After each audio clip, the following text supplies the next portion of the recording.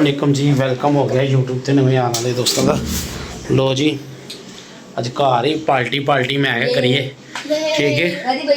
ते काम बड़ा यस होया जे वीर जी। अज कबूतरां नूं छड्डो, अज एंटरटेनमेंट घर दा ही। एक मिनट यार, ओए अल्लाह रौनक लाई। अल्लाह अल्लाह पाक ने ओए होए होए होए, मैं सदके जावां। अलग ही चीज है यार, ये मैंने तैयार किया है, अल्लाह की कसम। निकालने वाला हड्डी ने चेक करा हुआ है। वो हड्डी हुड्डी को तू छोड़ दे, मसाला चेक कर यार। वो कांटा लेके आ, देख हो गया मेरे हिसाब से तो। ये बोटियां ने जो छड़ देता है, वेखो यार। हाँ नहीं होया हाले, हो गया है, गर्मी बहुत है। तोड़ू तोड़ दरा हो गया भाजन। इधर वेखो, थोड़ा जा ना काम कच्चा ही होना चाहिए, फिर मजा आता है। चलो चलो आजो आजो, कांटा दे। लो जी ये देखो, फैमिली नाल शुरू होने लगे हैं। ओए बेटा आराम से, ठीक है, थोड़ा सा कच्चा ही होना चाहिए, ठीक है, ओके करो।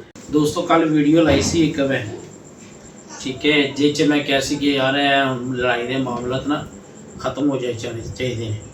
तो कुछ जोड़े इंतशार पसंद लोग सन, तो वो भाजन अपनी आदत तो मजबूर ने, ठीक है ना। वो किसी पासे गल नहीं आन नहीं दे।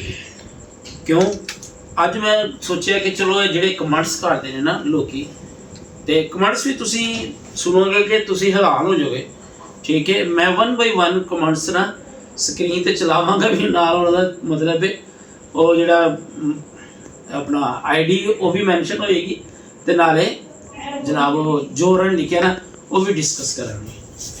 लो जी पहला कमेंट्स आया है, मतलब ये जो मेरी नज़र से गुजरे है, जिसे कह रहे चलो देर आए दुरुस्त आए, एहसास तो हो गया।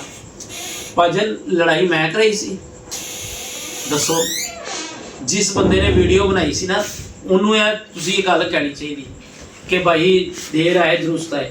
मेरी पूरी ID दे उत्ते, मेरी पूरी YouTube दे उत्ते कोई वीडियो किसी के खिलाफ लगी है तो मैनू दसो, ठीक है, कोई नहीं लगी होएगी। तो बाकी अपनी अपनी सोच की गल है, किसी को की कह सकते हैं। यह भाई होना ये ताहर ने इन्हों की मतलब ID मैं मैंशन भी कर दूँगा, गुस्सा नहीं मैनू लगा। बहरहाल भजन मैसेज सी, मैं कहा चलो डिस्कस करने। भजन मेरा कोई किरदार नहीं सी लड़ाई से, सोशल मीडिया के कुछ गंदे लोग है सन, ठीक है। उन्होंने रोकना किन्ने सी, उस्ताद मिठू लाली ने रोकना सी, ते मतलब होर भी सोशल मीडिया वाले जोड़े लोग सी उन्होंने रोकना चाहिए सी। उन्होंने कोशिश भी की सी रोकने की कि यह मामला अगे ना बदल, पर फिर भी मामला अगे जाते रहे। तो बाकी अल्लाह खैर करे, निबड़ी जानी किसी दिन।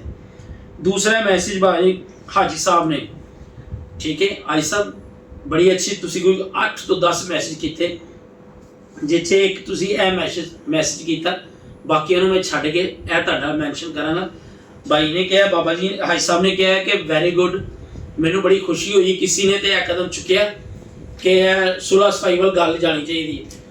तो जाहिर गल है हूँ एक बंदा तो यह चीज़ में वेखेगा ना, ख़त्म करेगा। कोई एक ने गल करती, किसी ने दो ने करती, आहिस्ता आहिस्ता ही ख़त्म होनी है सारी गल्लां बातां। तो लिहाजा असी भाजन कोशिश करने पे हैं, अल्लाह खैर करे जल्दी निबड़ जाएगी। हाजी साहब शुक्रिया, तुहाडे सारे कमेंट्स में वेखे, वड्डे बंदे हो, साडी तुहाडे नाल नाराज़गी कोई नहीं। तुसी जो कहा सच है, जो कहा हक है, साडा तुहाडे नाल कोई तनाज़ा नहीं गा। तुसी जो बेहतर सुनिया समझिया, तुसी वो मतलब वाजिया कर दिता, ठीक है जनाब। हुण आने तीसरे मैसेज की वजह जनाब उन्होंने ना ये उत्ते लिखा जी, उस्ताद अज़हर ग्रुप ने सही तुनिया सी। वो भाजन क्यों तीसरी जगह पर लड़ाई पवा रहे हो हैं, क्यों तीसरी जगह पर लड़ाई पवा रहे हो। उस्ताद अज़हर नूं पता भी नहीं होना कि तुसी है लफाज बोलते पे हो। बस करो, गल नूं वैंड अप होण दवो, ते मेहरबानी तुहाडी, ठीक है। ते जनाब अगले मैसेज वाल आ जाओ जी।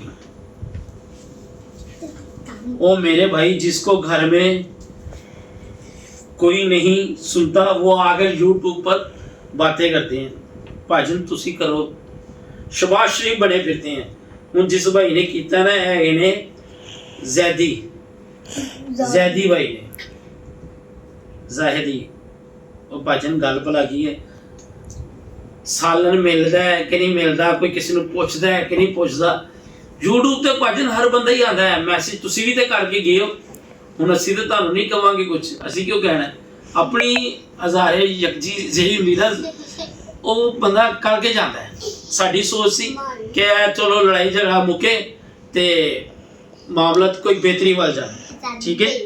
ਸ਼ਬਾਜ਼ ਸ਼ਰੀਫ ਅਸੀਂ ਨਹੀਂ ਬਣਦੇ ਭਾਜਨ, ਇਹ ਵੇਖੋ ਇਸ ਤੋਂ ਚੰਗਾ ਤੁਸੀਂ ਕੋਈ ਗਾਲ ਕੱਢ ਲੈਂਦੇ, ਉਹ ਸਾਨੂੰ ਮਨਾਸਬ ਸੀ।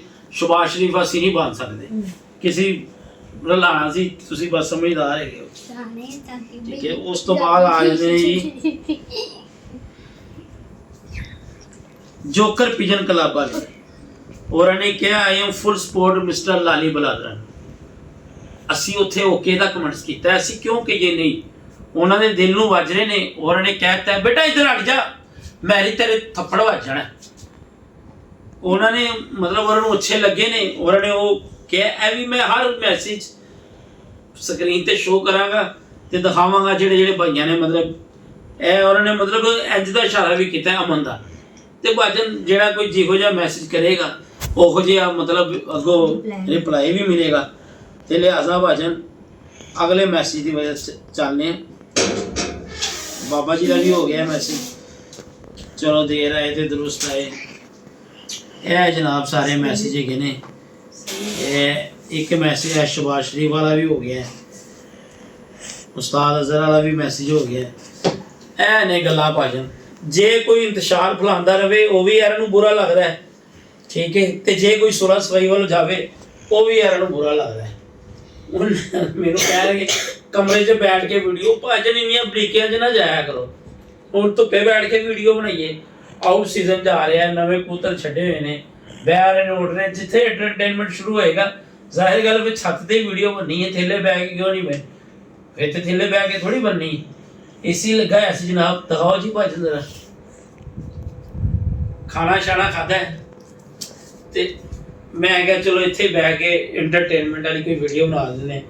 ਤੇ ਲਿਹਾਜ਼ਾ ਭਾਜਨ ਜਿਹੜੇ ਬੱਚਿਆਂ ਨੂੰ ਤਕਲੀਫ ਹੋ ਰਹੀ ਨਾ ਮੇਰੇ ਐਸ ਕਹਿਣ ਤੋਂ ਕਿ ਇਹਨਾਂ ਦੀ ਸੁਲ੍ਹਾ ਹੋ ਜਾਵੇ, ਅੱਲਾਹ ਕਰੇ ਤੁਹਾਨੂੰ ਆਪਣੇ ਘਰ ਦੀ ਕੋਈ ਬੰਦਾ ਲੜਾਈ ਪਾਵੇ, ਰੱਬ ਤੁਹਾਨੂੰ ਆਪਣੇ ਘਰ ਦੀ ਲੜਾਈ 'ਚ ਪਾ ਦੇਵੇ ਤੇ ਸੁਲ੍ਹਾ ਸਫਾਈ ਹੋਣ ਦਿਓ। ਮਤ ਇਹੋ ਜਿਹੇ ਇੰਤਸ਼ਾਰ ਫਲਾਓ ਕਿ ਜਿਹੜਾ ਕਿਸੇ ਦਾ ਸਕੂਨ ਬੇਕਰਾਰ ਰਵੇ ਤੇ ਸਕੂਨ ਨਾ ਰਵੇ, ਠੀਕ ਹੈ ਨਾ। ਤੇ ਜੋ ਸੋਸ਼ਲ ਮੀਡੀਆ ਤੇ ਗੰਦ ਪਿਆ ਹੈ ਨਾ, ਜਿੰਨਾ ਕੁ ਗੰਦ ਪਿਆ ਹੈ ਭਾਈ, ਸਾਡੀ ਆਈਡੀ ਟਿਕਟੋਕ ਦੀ ਜਾ ਕੇ ਵੇਖ ਲਓ, YouTube ਦੀ ਜਾ ਕੇ ਵੇਖ ਲਓ, ਸ਼ਾਰਟ ਵੀਡੀਓ ਜਾ ਕੇ ਵੇਖ ਲਓ, ਹਰ ਵੀਡੀਓ ਤੁਸੀਂ ਜਾ ਕੇ ਉਹ ਮੈਰੀ ਚੁੱਪ ਕਰ ਜਾ ਯਾਰ, ਜਿਹੜੀ ਮਰਜ਼ੀ ਤੁਸੀਂ ਜਾ ਕੇ ਵੀਡੀਓ ਵੇਖ ਲਓ ਭਾਜਨ, ਤੁਹਾਨੂੰ ਨਾ ਕੋਈ ਵੀ ਇੰਤਸ਼ਾਰ ਵਾਲੀ ਗੱਲ ਨਜ਼ਰ ਨਹੀਂ ਆਏਗੀ। ਬਾਕੀ ਖੁਸ਼ ਰਹੋ, ਆਬਾਦ ਰਹੋ, ਹਾਜ਼ਰ ਰਹੋ, ਮੁਸਕਰਾਉਂਦੇ ਰਹੋ ਆਪਣੇ ਖਰਚੇ ਤੇ। ਅੱਲਾਹ ਹਾਫਿਜ਼।